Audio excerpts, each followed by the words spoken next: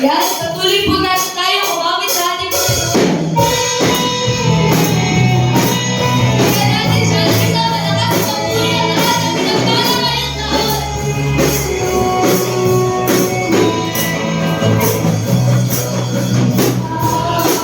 Papuri na iba ang lahat, papuri kay Yahweh, Yahweh, Yahweh. Mula sa presensya mo at bukas ang lahat, papuri kay Yahweh, Yahweh, Yahweh.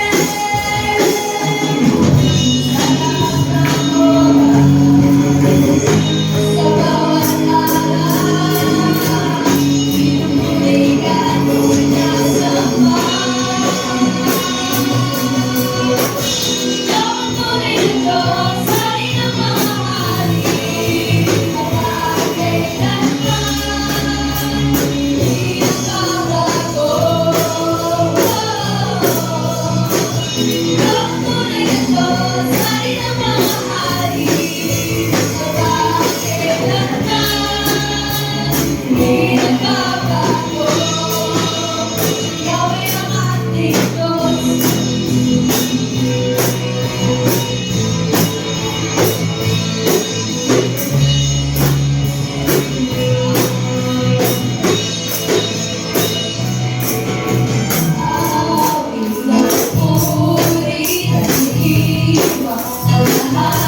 Papuri kay Yahweh, Yahweh, Yahweh. Mula sa presensya mo at bukas ang lahat, papuri kay Yahweh, Yahweh, Yahweh. Sana namoran sa bawat araw, purihin at sinasamba. Ikaw ang tunay na Diyos, hari ng mga hari, magkakailanman, hindi nagbabago. Ikaw ang tunay na Diyos, hari ng mga hari, magkakailanman, hindi nagbabago. Yahweh ang ating Diyos.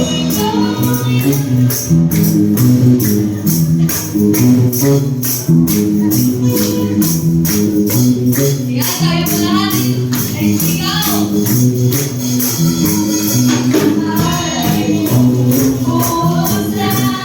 Yahweh, Yahweh, sumalan niya ay kagaligan. Yahweh, Yahweh, sumalan niya ay pagtagumpayan. Yahweh, Yahweh, ikaw ang lahat ng di na alam. Yahweh, Yahweh,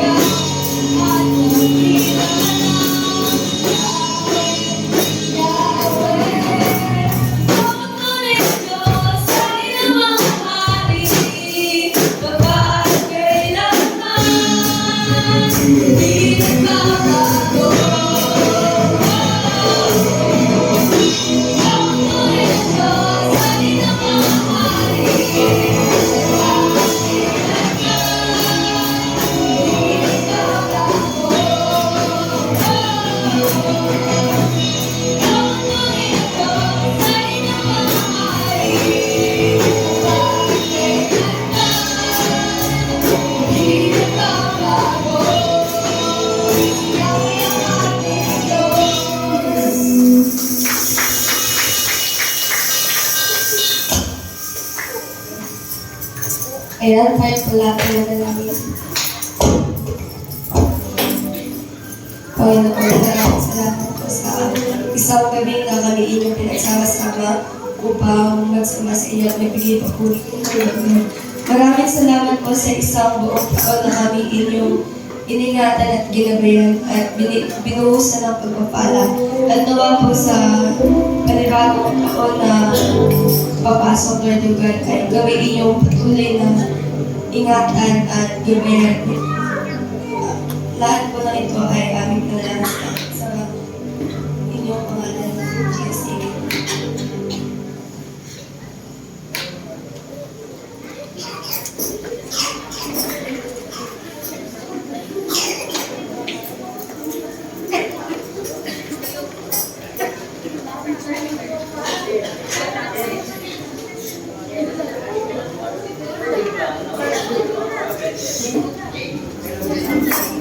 Yan, hiniling po natin yung mga kabataan na first-timers na dumalo po umattend ng CI 2025 noong nakaraang December 27 hanggang December 29. Yan. Ayaw po na lang isa-isa, gusto nila grupo. Yan, pero pakalan po natin ang parang sa loob. Yan. Okay.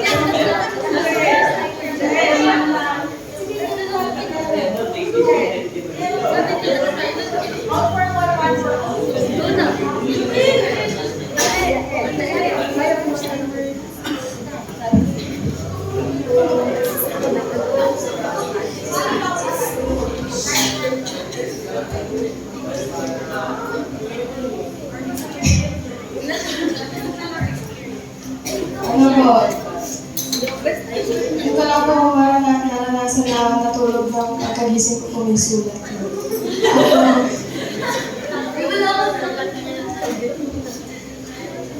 Grabe po yung sulat namin isa. Tapos yung mga natutunan naman po sa session hall, ano po? Yung iwanan mo ngayong 2025 yung mga bad habits mo, tapos huwag mo silang dadali ng 2026.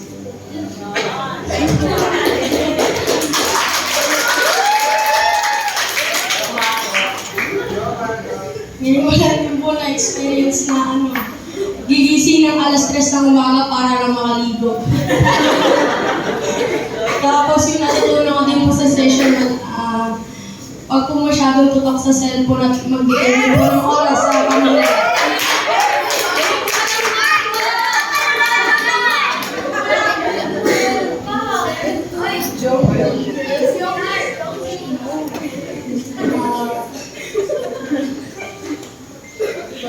Ano?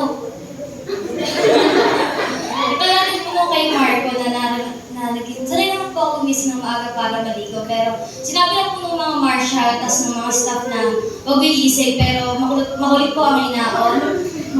Makulit po ang inaon, naliligo pa rin po sila ng maaga kahit bawal. Tapos sa session hall po, ang call time ay 6 or 7. Ang inaon po dumadating mga 7:30 or 6:30. Tapos ito lang ako din po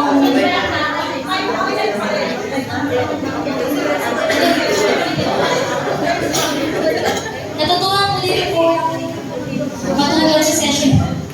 Sorry. Yung mga groupmates ko po, ising, tapos ako, tumutuwa na yung ulo doon, resort. Tapos, abang ano po, habang nasa gym po kami, pinagripan po nila ako, sinurado na ako. Ayaw pa rin po matanggal ng sulat. Pinaspasan din po namin si Kuya Marvin. Tapos yung natutunan ko naman po is, nung session 1, yung Knowing Christ, sabi po ni Reverend Caroline, yung before and after na buhay niya, nung before parang magulo, pero nung nakilala niya po si God, nagbago po yung buhay niya. Tapos yung sa uninstall din po, nakalimutan ko na ako ng session. Yung mga di daw po nakakatulong sa atin, or hindi makaka-apekto ng mabuti, iwanan na. Tapos, yung...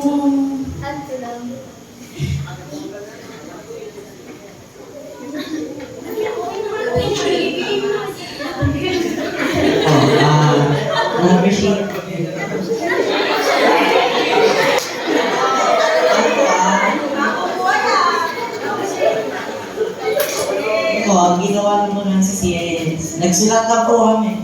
Naka ko lang sila ate ko yun. Natutunan ko po yung sa session 1 na magpapuri po lagi kagad sila ng oras.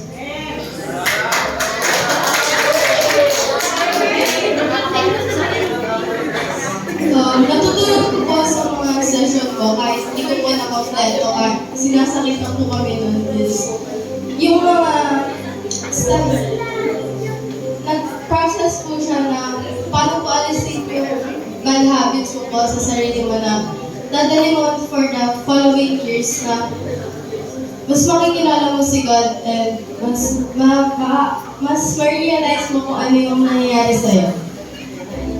Ano po? Unang sky ko, experience ko po ano. Hindi ko pa expect na alas 3 po kailangan pumaligo kasi po dahil kung maliligo. Haba po ng pilang ganun. Tapos po nung last day po namin, alauna na po ako na balik na ako hindi na kaya kasi kumigising ka alas 3. Tapos hanggang sa sulod po, nagulog po kami halos lahat po yata kami nakakapos. Kung hindi ko makakalimutan na sila yung last day po, pag-isip ko na lang po, katakot ko na yata po.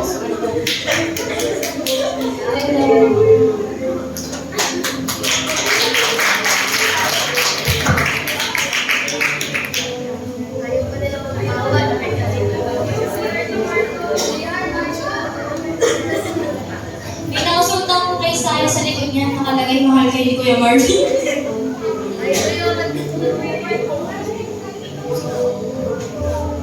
Yes? Palakpakin natin sila. Kaya pwede na kayo magsupo. Maraming salamat sa mga patotoo ninyo. Talaga po yung mga kabataan, akala nila po patawa-tawa yan, pero sincere po sila sincere po yung mga sinasabi nila. Ginagawa lang nila, dinadaan lang nila sa pa-joke-joke yan. Pero yun ay dahil naiiya lang po sila. Pero pansinin niyo po yung mga sinasabi nila, may mga laman. May mga natutunan po yan, kunwari lang yung sinasabi nila na tutulog sila. Pero tingnan po natin, ipanalangin po natin yung mga kabataan natin na dumalo ng CI, hindi lang po yung mga first timers na nakita natin kanina, kundi lahat sila ng mga kabataan natin ay ipag-pray natin na sana nga tuloy-tuloy yung mga changes na mangyari sa kanila at yun ay sa pamamagitan at nagsimula dun sa inattendan po nila ng CI. At yan po, sige po, tayo po ay magsitayo. At basahin po natin ang text po na ating pong pagbabatayan ngayong gabi. Ito po ay matatagpuan sa aklat ng 2 Korinto, Kabanata 5, Talata 17.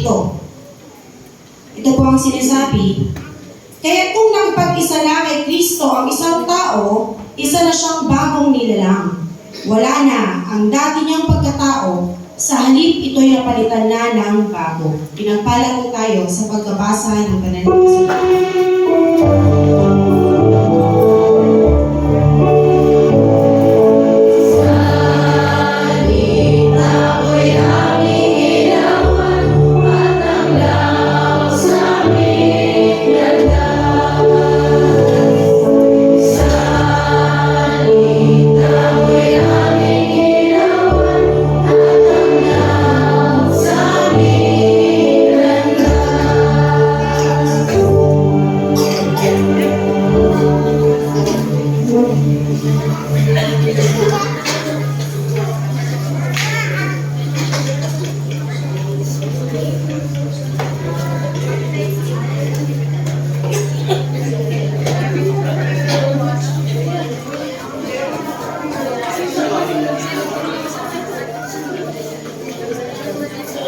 Ano po kami, quiet. Okay, everyone.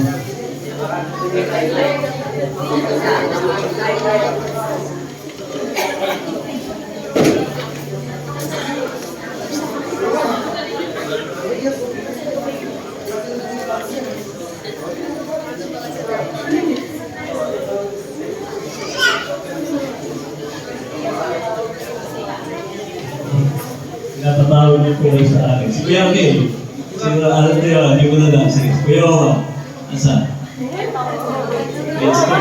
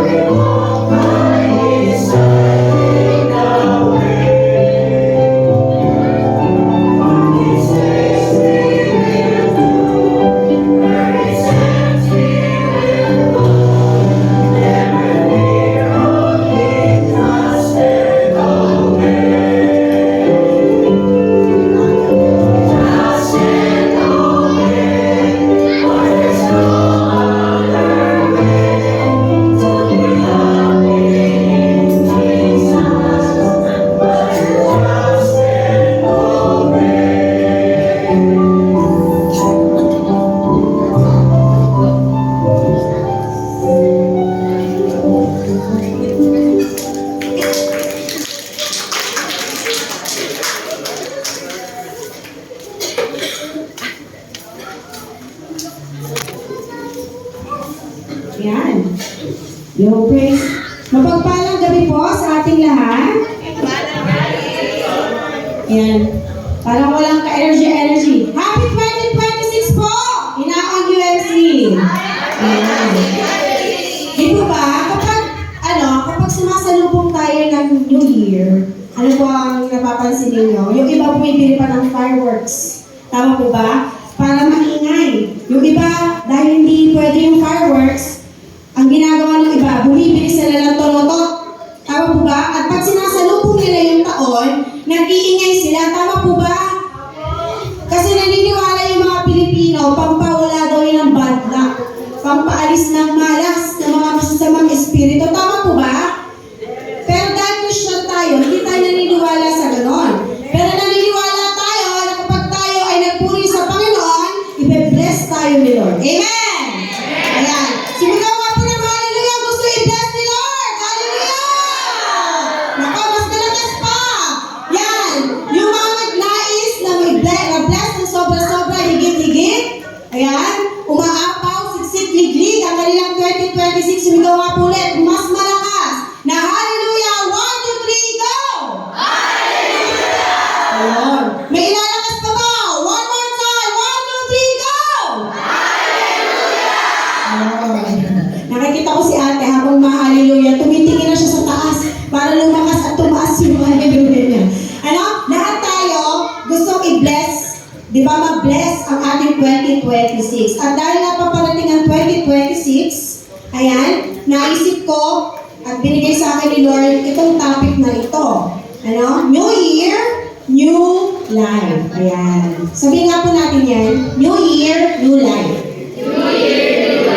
Okay, ibig sabihin, bagong taon, bagong buhay. Sabi nga sa isang Christmas song, bagong taon ay magbagong buhay nang lumigaya ang ating buhay. Yon. Naniniwala po ba kayo doon sa kanta na yon? Di ba nga tuwing sasapit ang araw ng Pasko, naririnig natin yan. Ano po? At naniniwala tayo na talagang mas maligaya, mas masaya ang buhay, di po ba? Kapag tayo ay nagbabagong buhay. Hindi na nagbabagong buhay, kasama natin si Lord habang nagbabagong buhay. Amen? Ayan. So, New Year, New Life. At ang sabi nga po doon, ano, next tayo, Ate. Sabi nga doon sa verse kanina, ayan, yung verse kanina, Ate. Next slide. Sabi nga doon sa verse kanina, ano, kaya kung nakipag-isa na kay Kristo ang isang tao, ayan, isa na siyang bagong nilalang. At naniniwala po ako, lahat tayo na nandito sa Inaon ay nakipag-isa na sa Panginoon. Amen? Lahat tayo tumanggap na sa Panginoon. Amen?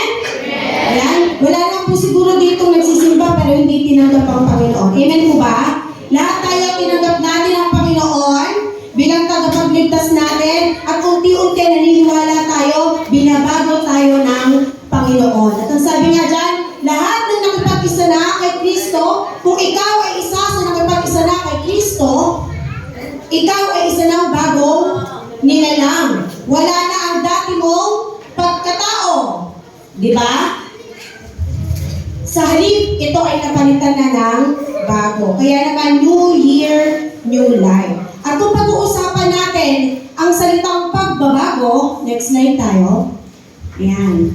Kung meron kang babaguhin, Miss Universe, Q&A, kung meron kang babaguhin sa iyong sarili, o kaya naman kung hindi sa sarili, sa buhay mo, kung meron kang nais baguhin, ano ba yon?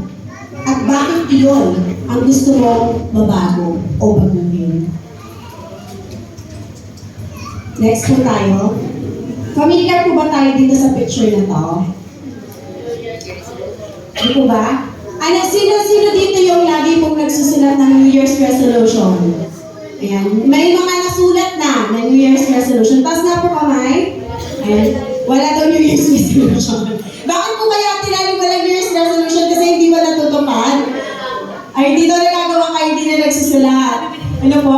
Alam niyo po ako, ever since, nung bata ako, laging tuwing matatapos ang taon, basta bago mag-torotot, bago mag-fireworks, sinisikap ko na nakakapagsulat ako ng New Year's resolution. Basta bago mag-12, dapat meron ako New Year's resolution. Tapos lagi kong pinagpe-pray yung kay Lord.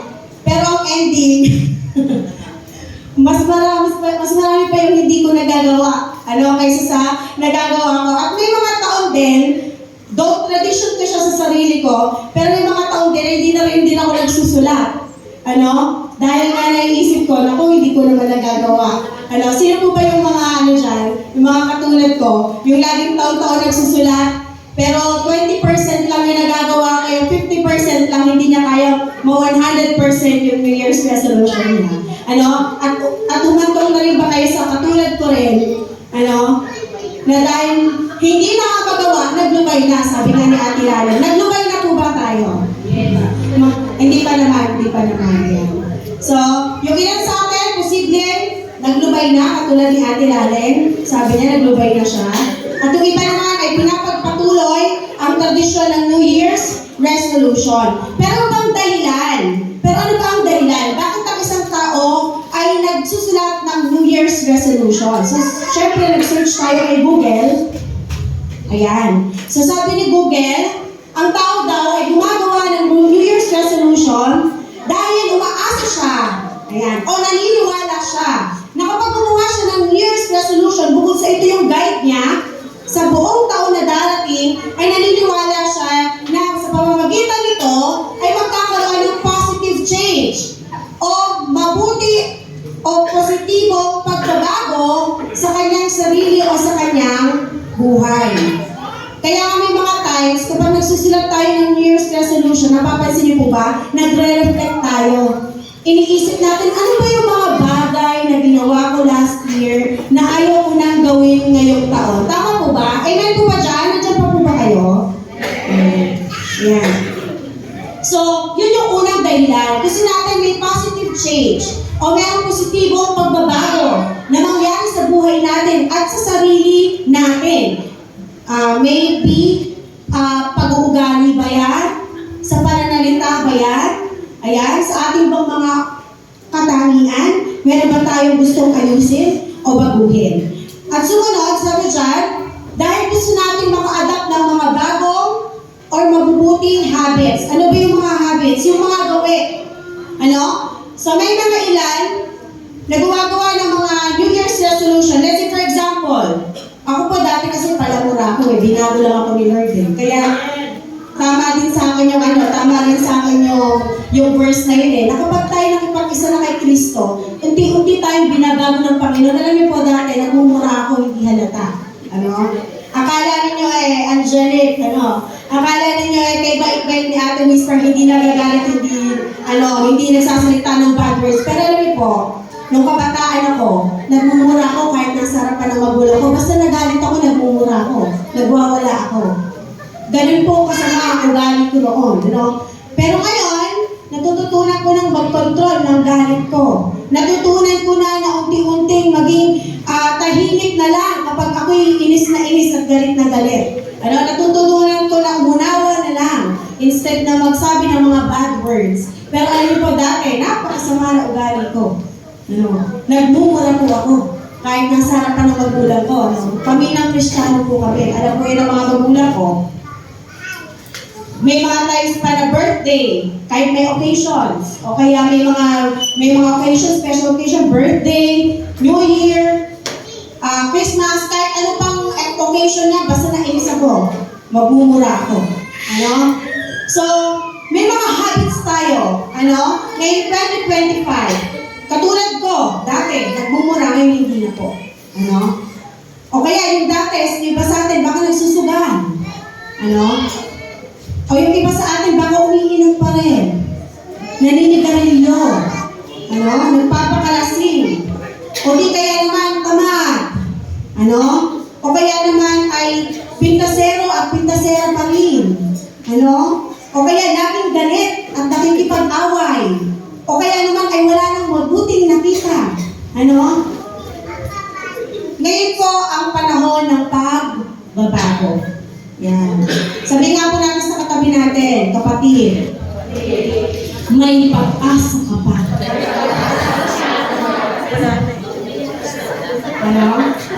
New Year? New Year? New Life.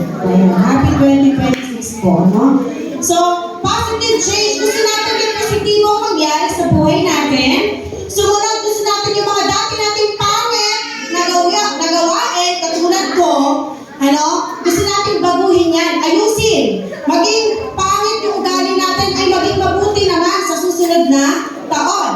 At yung pinakahuli, gumagawa tayo ng New Year's resolution para isolve o bigyan ng solusyon yung mga bagay na mga pagkukulang natin o mga mali nating nagagawa noong nakaraang taon.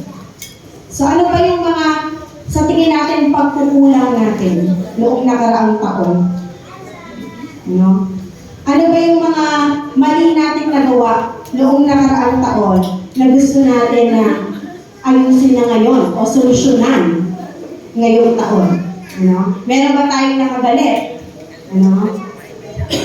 Meron ba tayong hindi pinatawad?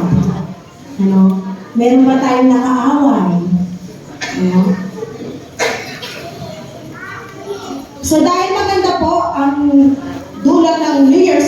resolution, personal natin iyon, pero bilang isang Kristiyano, tayo personally, ano ba yung ating New Year's resolution? Ayan.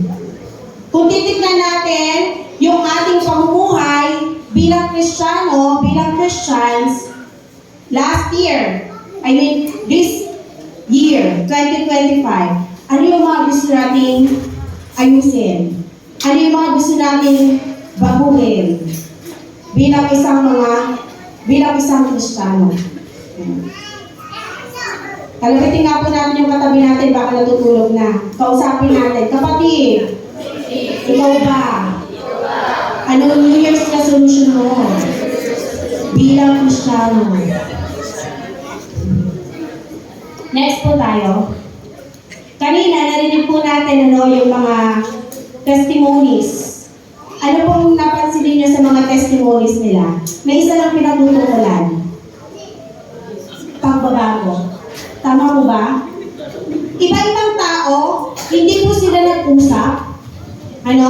Pero pagamat yung umaumpisa nilang mga kwento ay parang hindi nila siniseryoso yung sinasabi nila. Pero laging pinopoint out o pinupunto ng kanilang mga sinasabi sa bandang dulo ay yung pagbabago. Na pinipilit o ini-encourage sila na magbagong buhay.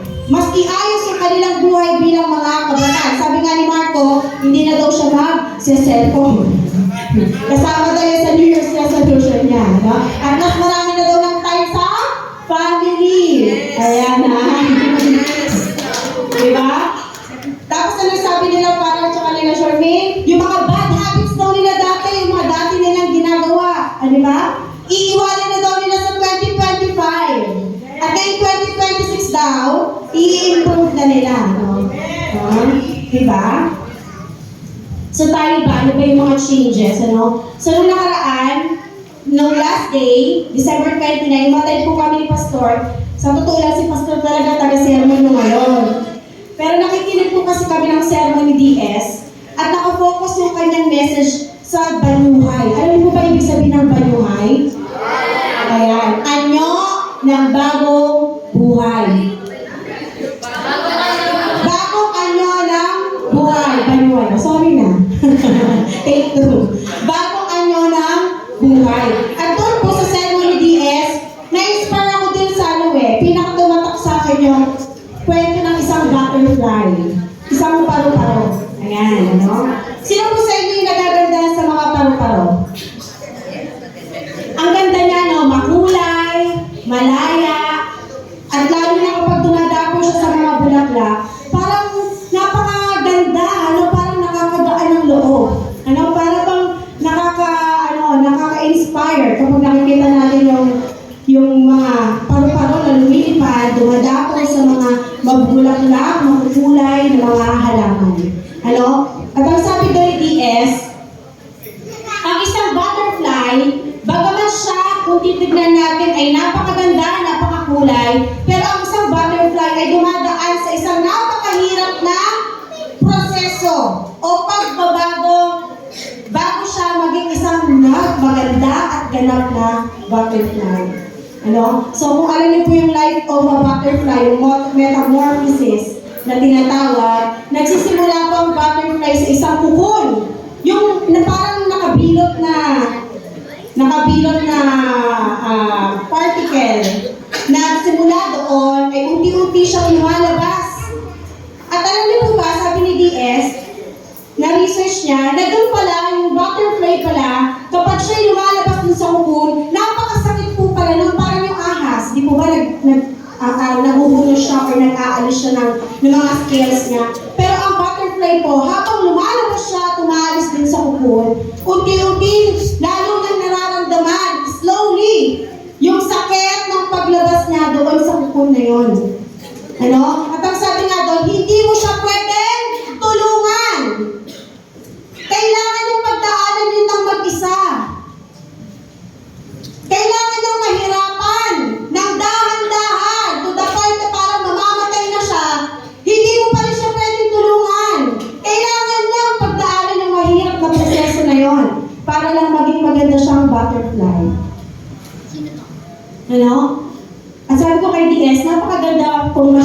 natin yun, no? Sa taga-inaon. At sabi niya, o sige, ikaw na mag-cellphone. Eh, madali lang na kausap. O sige. Sige, pastor. Sabi niya, kala niya, nagjo-joke ako. Sigurado ka ba? Hindi, okay. Sige po, pastor. Ako mas rin. Ano? So, kailangan pagdaanan ng butterfly na to, yung napaka-painful at nakaka-deads na procedure na yon, ano?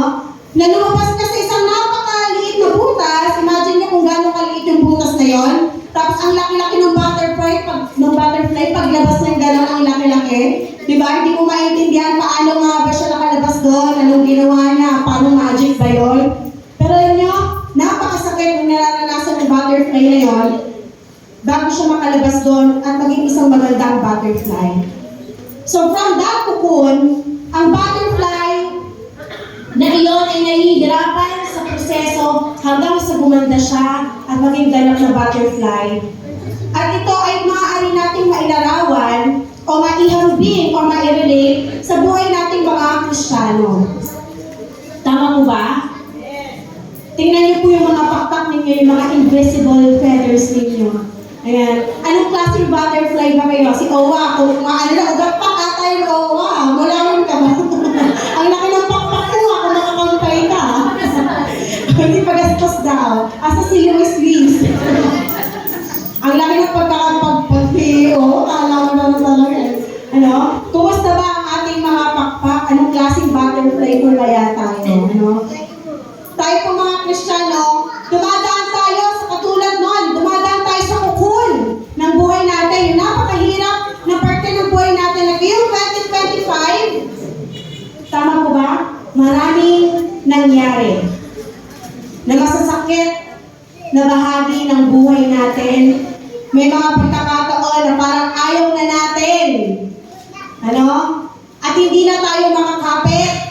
At unti-unti na tayo bumibitaw dahil din sa mga pagsubok na naranasan natin. Maraming masasakit na pangyayari ngayong 2025. Maraming pagkakataon na sinusubok yung ating pananampalataya, sinusubok yung ating paniniwala sa Diyos, sinusubok yung ating kakayanan, sinusubok yung ating ugali o yung ating sarili. Ano? At minsan dumadating sa point ngayong 2025, dumanas tayo na marami tayong mga why. Naalala ko noon, nakaraan ng simbang gabi, sabi ni Kuya Lito, may mga why siya eh, di ba? Kay Ate Dalia, bakit si Ate Dalia pa? Bakit si Ma'am Dalia pa? Ano? Of all the people, sa lahat ng mga tao, bakit nga ba siya? At tayo, mga kapatid, na naririto, ngayong 2025, maraming mga bagay na mga why na nagtulong sa atin ng mga whys o pagtatanong ng whys.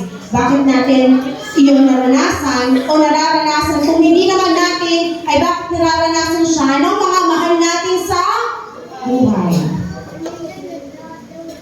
Ano? Kumusta ba? Kung i-relate mo yung hirap mo ngayong 2025, gaano ba kahirap yung 2025 para sa iyo? Ano? Alam niyo pa si Tita Diana, wala na si Tita Diana. Pero madalas yung bukang bibig, yung kanyang asawang namatay. Last year lang. At dumating ang 2025, tama po ba? Yun yung time na siya ay hirap na hirap dahil wala na siyang mahal sa buhay. Alala yung kanyang kabiyak. Ano? At doon, marami siyang mga regrets. Pinagkwento niya yun. May mga time na nagre-regret siya.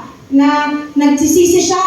Na sana pala noon, sinamahan ko na yung asawa ko. Nung inaaya niya ako nung buhay pa siya. At maraming mga pagkakataon si Tita Diana hindi nakakatulog ng maaga. Kasi nandun yung kanyang pagdadalamhati ng pagkawala ng kanyang mahal sa buhay. At tayo po mga nandito, mga kapatid, kung i-rate ba natin kung gaano kahirap ang ating 2025 out of 10? Gaano ba kahirap yung ating 2025? 16? 60-40, mas mataas pa yan. Ano po? Napakahirap, ano? Pero nakayanan dahil sa tulong ng Panginoon. Palakpakan namin yung Panginoon. Gaya ng isang butterfly walang dapat tumulong sa atin maliban sa Diyos. At gaya ng butterfly, pinagkakatiwalaan niya yung napakasakit na proseso para siya ay maging isang magandang butterfly. At tayo mga Kristiyano, pinagkakatiwalaan natin yung Panginoon na pinadadaan tayo sa matinding pagsubok ng buhay dahil naniniwala tayo na malalagpasan din natin yung mahirap na bahagi ng buhay natin ngayon at magiging maganda, mabuti tayong mga Kristiyano. Amen? Naku, hindi naniniwala yung iba. Napalakpakan po natin si Lord. Amen. Sige po, happy. Next time. Ayan o. Yan. Yung ating mga nakakawasak na pagkakataon ng buhay natin ngayong 2025. Next. Ayan. At ano ngayon ang gusto ni Lord para sa atin? Diba? Sabi dito, mga kapatid, sa ating pagtatapos, gaya ng isang butterfly, nawa po hayaan natin yung mahirap na proseso na yon noong 2025, ang magbago ng ating sarili, magbago ng ating buhay, ang pananampalataya ngayong paparating na 2026. At huwag po natin hayaan na lahat ng mga pagkakataon na sinubok tayo noong 2025 ay mawalan ng saysay ang lahat ng ginawa ng Diyos para po sa ating buhay. So, i-take po natin yung challenge na naranasan natin noong 2025 para mas lalong magbago, mas lalong magpakabuti, mas lalong magpakatatag sa ating pananampalataya ngayong paparating na 2026. Ano po? Sabi nga dito, nawa ay mas tumatag, yan, mas lumalim, mas lumago ang ating pananampalataya, hindi mabawasan dahil sa mga naranasan natin noong 2025. Yan. Amen po ba? Sabihin po natin sa katabi natin, yan, maging butterfly ka. Maging butterfly ka, natawin na lang. At ito naman po, sabihin natin to, sabay-sabay po tayo, next po tayo. Ayan, sabihin po natin, New Year, New Life. Ayan. And happy and blessed 2026 po. Nawa ay lagi natin kalalahanin ang aral na ito mula sa ating Panginoon. Amen.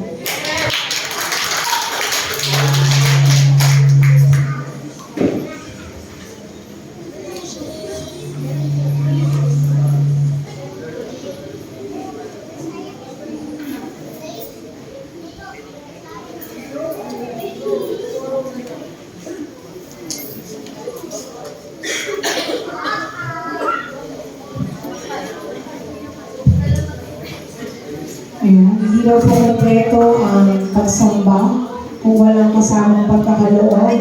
At gawin po natin ito bilang pasasalamat sa ating Panginoon sa loob ng isang taon na hindi niya tayo pinagkulang. Hindi pa natin hinihingi, binibigay na sa atin ng Panginoon. At minsan, ito lang yung hinihingi natin, ang matatanggap natin ay sobra-sobra pa dahil ang Diyos natin ay tapat. Ang Diyos natin ay makapangyarihan, kaya gawin po natin ang pagkakaloob habang inaawit po natin ang ating mga huling kanta sa pagsalubong po natin sa paparating na bagong taon.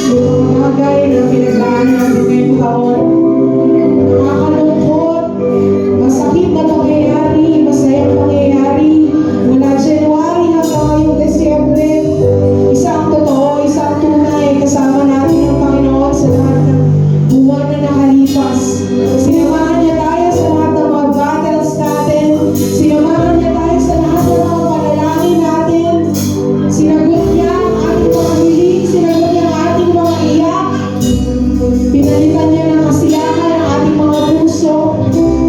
At sa pagharap natin sa 2026, patuloy natin hinihiling na samahan pa rin tayo ng Lord. Hindi lang bilang isang individual, hindi lang isang pamilya, kundi bilang isang iglesia. Sa napakagulong mundo, sa napakaraming nangyayari, kailangan natin ng Panginoon. At siya ay napakabuti sa atin.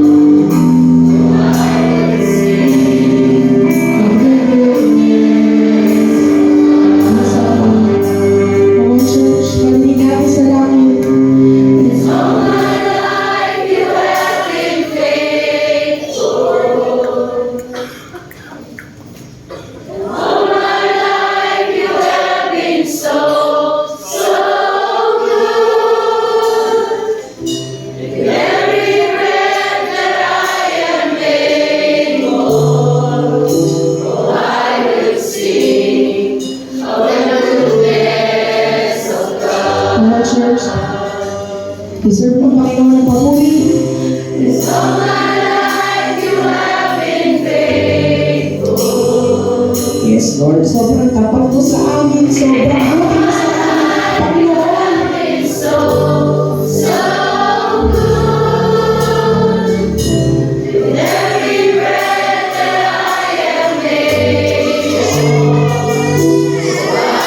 Sing of the goodness of God. Oh, I will sing of the goodness of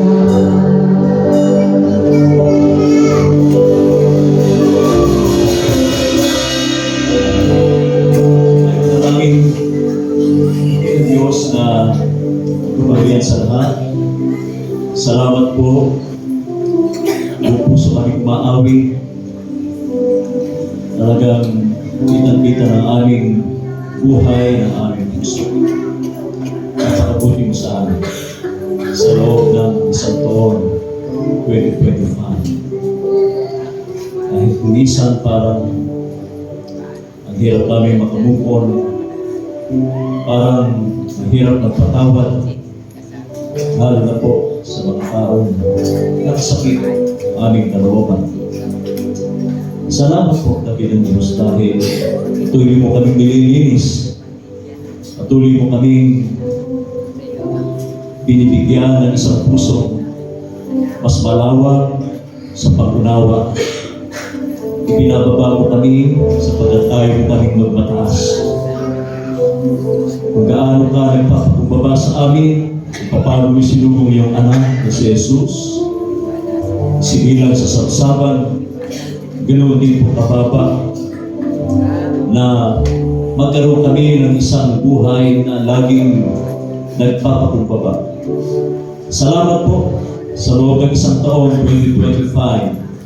Maraming karanasan, maraming pagsubok, pero talagang kami binantayan mo, sinamahan mo kami, Panginoon, upang makatawid kami sa taon ito ng 2025. Ilang oras na lang po, matatapos na ang taon ito. Ang pagkabuti mo sa amin. Kahit mas madalas, kami yung nagkukulang, kami yung tumatakas, mas madalas kami yung tumatanggi, mas madalas na kami yung hindi nagpapako. Napakabuti mo. Katulad ng tawid ng mga Israelita sa dagat na pula. Pinantayan mo sila ng isang haligi ng apoy at ng isang haligi ng ulan. Araw at gabi, sinamahan mo sila, pinakain mo sila. Ganyan din po ang ginawa mo sa amin sa loob ng isang buwan. Pinakain mo kami, pinagpala mo kami, pinagaling mo kami, Panginoon. Financially, naitawid namin lang. Hindi namin maipaliwanag kung saan ang gagay, kung saan pumapalong ang ating biyaya. Buhay na po yung sabi ko.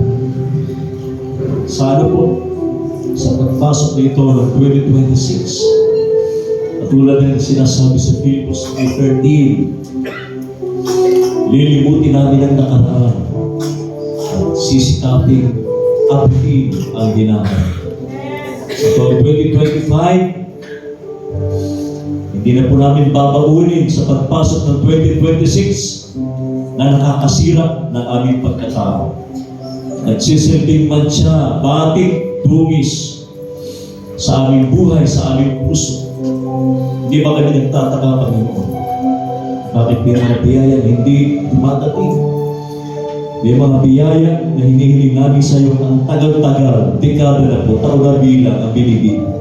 Pero bakit hanggang ngayon hindi pa rin dumadating sa amin? Kailangan namin bumarap sa salamin, kailangan ka namin tanungin, bakit? Katulad ng aming mensahe narinig, ang daming whys, ang daming katanungan bakit. Baka nga, kailangan namin linisin, hindi sa aming sarili lamang, kundi kailangan namin magpasailalim sa iyo. Kailangan namin magpalinis po sa iyo. Kailangan po ikaw ang magpapago sa amin. Hindi namin kaya, wala kaming kakayahan baguhin ang aming sarili. dakilang Diyos. Sa pagpasok ng 2026, tulad ng isang aming narinig, panibagong pagkatao, panibagong buhay, ang nais namin ipaglingkod sa iyo. Ipaglaban namin, Panginoon. Patuloy kaming maging determinado. Hindi na po namin babaunin itong taon na ito ng 2025. Pagkos ay magkakaroon ng isang maayos at malagong spiritual maturity sa buhay namin. Mababago yung aming pananaw sa aming paglilingkod. Kung dati ay tatamad-tamad kami sa paglilingkod, kung dati ay usad-bagong kami sa paglilingkod, ay mas lalo namin dodoblihin ang pagiging masig-masig sa paglilingkod. Kung dati parang kuripot kami sa pagkakaloob sa iyo bilang mabuting katiwala, ngayon po ay dodoblihin namin ang mga tinatangkilik na kayo rin ang may bigay sa amin. Pwede naman namin hindi bigay. Pero dahil napakabuti mo sa aming Panginoon, hindi po kami magdadamog sa iyo. Kahit ang iyong kaisa-isang anak na si Jesus, hindi nito tiniguro sa amin. Lalo higit sa taong ito ng 2026, huwag naman namin ipagdamog sa iyo ang aming buhay. Ipagkaroon naman namin ng buong buo upang mga kahilingan namin ito ay mabilis din at dumarating sa amin. Kailan Diyos, salamat po. Ano man ang mga sitwasyon kinaharap namin sa taong 2025, bahagi ito ng aming paglilingkod. Hinubog mo kami, pinatatag mo kami, at higit sa lahat, ay nakita namin ang mga pagkukulan na ito upang aming punuan sa darating ng 2026. Salamat po, dakilang Diyos, sa inyong katapakan. Tatawirin na namin ang taong 2025 at muli ang 2026 na parating ay patuloy kami magsasama-sama at magkakaroon na ng isang panibagong buhay, panibagong sigla ng paglilingkod, panibagong katapakan ng paglilingkod sa iyo, aming dakilang Diyos. Salamat po sa iyo lahat ang kapurihan, sa iyo lahat ang karangalan, hindi sa aming sarili.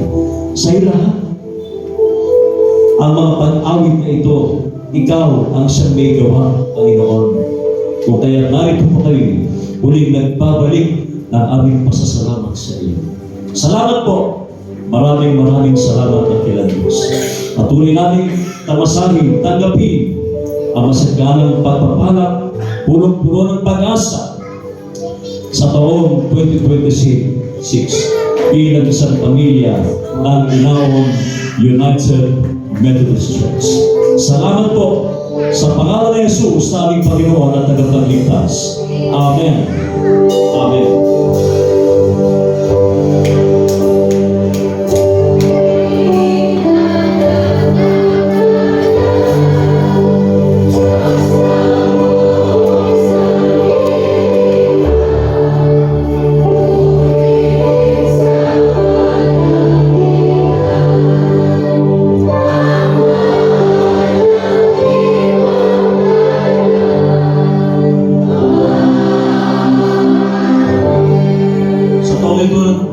Pagpasok ng 2026, patuloy natin tanggapin ang kasaganaan mula sa ating mahabaging Ama, ang patuloy na pagliligtas ng ating Panginoong Kristo sa ating sambahayan, sa ating paglilingkod, sa ating pamilya.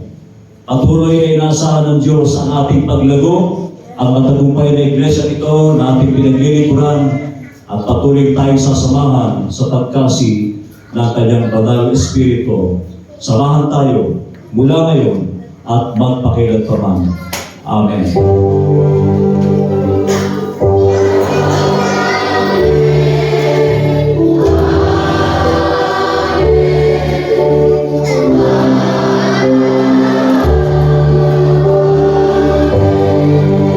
Patuloy po ang Diyos.